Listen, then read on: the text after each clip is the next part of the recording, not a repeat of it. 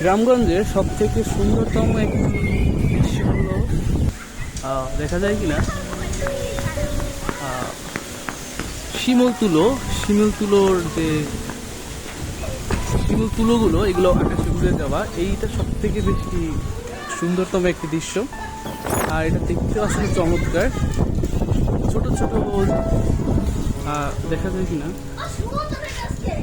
হ্যাঁ ওই যে আকাশে উড়ে, সামনাসামনি দেখতে বেশি আরো বেশি সুন্দরতম। আমাদের ওইখানে মসজিদের ওই কর্নারে একটা শিমুল তুলো গাছ আছে, যার থেকে এই তুলোগুলো উড়ে আসতেছে। তো আকাশে সাদা ঝড়ের বাতাসের সাথে সাথে ছোট ছোট বিন্দু বিন্দু সাদা মেঘের মতো, এগুলো দেখতে আসলে চমৎপ্রদ একটা দৃশ্য। গ্রামে থাকলে আসলে এগুলা উপভোগ করা যায়, যা আমরা শহরে থাকা অবস্থায় আমরা পারি না। তো এইটাই ছিল আমাদের ভিডিও।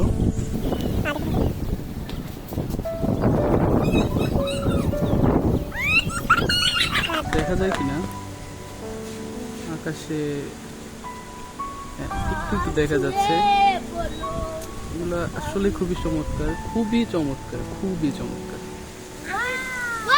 পুরো আকাশে আমার তুলো উড়ে আসতেছে।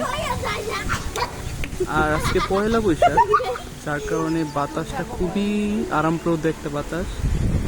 আবার বাতাস থাকতেছে।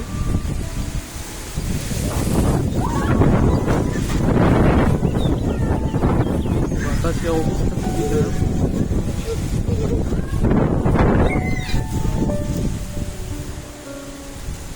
সব থেকে বেশি চমৎকার হলো আকাশে তুলো উড়ার ব্যাপারটা।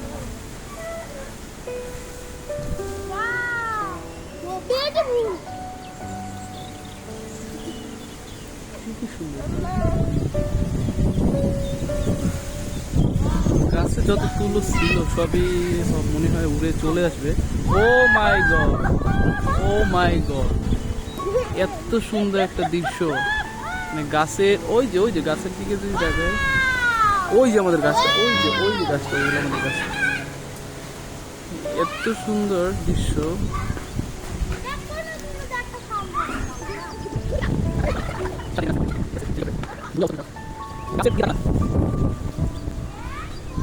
মানে মনে হলো যে বৈশাখের যে আজ, এটা তুলসী তুলোর গায়ে একটা ঝাড়া দিয়া পুরো আকাশটা সাদা করে দিচ্ছে।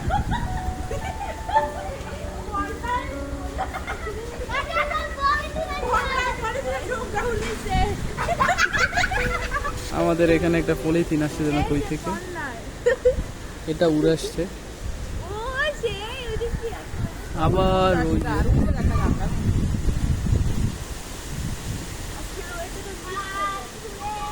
আজকে মানে আকাশটা এত সুন্দর যে আসলে ফোনে বোঝা যায় না, বাট আসলে দেখতে গেলে খুবই ছোট ছোট, খুবই সুন্দর লাগে।